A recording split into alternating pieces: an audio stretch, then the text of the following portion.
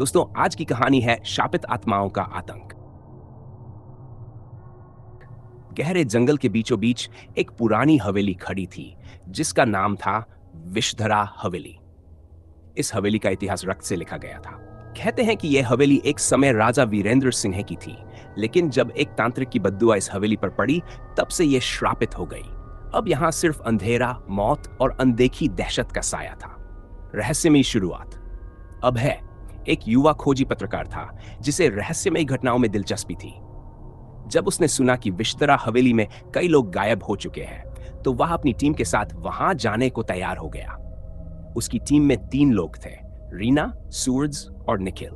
गांव वालों ने अभय को चेतावनी दी, विषधरा हवेली में जिसने भी कदम रखा वह कभी लौट कर नहीं आया। रात के अंधेरे में वहां जाने का मतलब अपनी मौत को बुलाना है।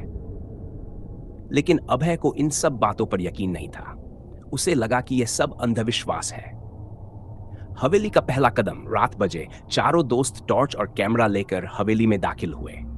अंदर घुसते ही अजीब सी ठंडक महसूस हुई, जैसे हवेली में कोई अदृश्य शक्ति मौजूद हो। दीवारों पर खून के धब्बे थे और हवा में एक सड़ी गली गंध फैली थी। अचानक हवेली का दरवाजा खुद ब खुद बंद हो गया।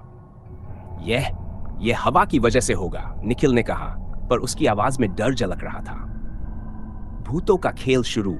जब वे अंदर बढ़े तो उन्हें एक पुराना आईना मिला। आईने पर किसी ने खून से लिखा था, तुम बच नहीं पाओगे। रीना ने घबराकर पीछे देखा, लेकिन वहां कोई नहीं था। तभी अचानक आईने में एक परछाई दिखी, एक जली हुई लड़की जिसकी आंखें कोयले जैसी काली थीं। अचानक वह परछाई आईने से बाहर निकल आई और रीना को पकड़ने के लिए झपटी। बचाओ! रीना चीख पड़ी, लेकिन तब तक वह हवा में उठा ली गई और अंधेरे में गायब हो गई। दहशत और मौत। रीना के गायब होते ही बाकी तीनों दोस्त बुरी तरह डर गए। हमें यहां से निकलना चाहिए, सूरज घबराकर बोला। दरवाजा तो बंद हो चुका है, हम फंस गए हैं, अभय ने कांपती आवाज में कहा। अचानक हवेली की छत से एक औरत झूलती हुई नीचे आई। उसकी जीभ बाहर लटकी हुई थी, जैसे उसे किसी ने फांसी दी हो। उसकी आंखों से खून टपक रहा था और वह धीरे धीरे हंस रही थी। अब तुम सब मेरे साथ मरोगे। सूरज और निखिल भागने लगे, लेकिन फर्श के नीचे से हाथ निकलकर उनके पैर पकड़ने लगे। दोनों जमीन पर गिर पड़े और अंधेरे में खींचे जाने लगे। उनकी चीखें हवेली की दीवारों में समा गईं। अब सिर्फ अभय बचा था। हवेली का शापा अभय भागते हवेली की सबसे ऊपरी मंजिल पर पहुंच गया। वहां एक पुरानी किताब रखी थी।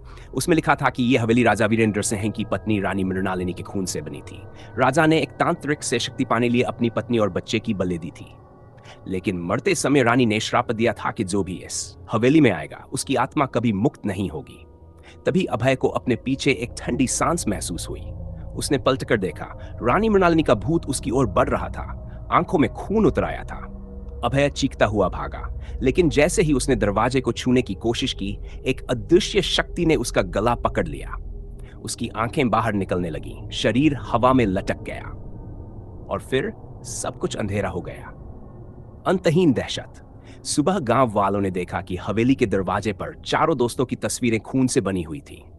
अभय, रीना, सूरज और निखिल, सभी की आत्माएं हवेली में कैद हो चुकी थी। और तभी हवेली के अंदर से एक धीमी लेकिन भयानक हंसी गूंज उठी। दोस्तों, आज की कहानी इतनी ही थी। आपको यह कहानी कैसी लगी कृपया कमेंट करके जरूर बताएं। अगर कहानी पसंद आई हो तो वीडियो को लाइक करें और चैनल को सब्सक्राइब करना ना भूलें। और हाँ, पूरा वीडियो देखने के लिए आपका बहुत बहुत धन्यवाद। फिर मिलेंगे एक नए वीडियो में, तब तक के लिए अलविदा। और हाँ, अपना ख्याल रखना।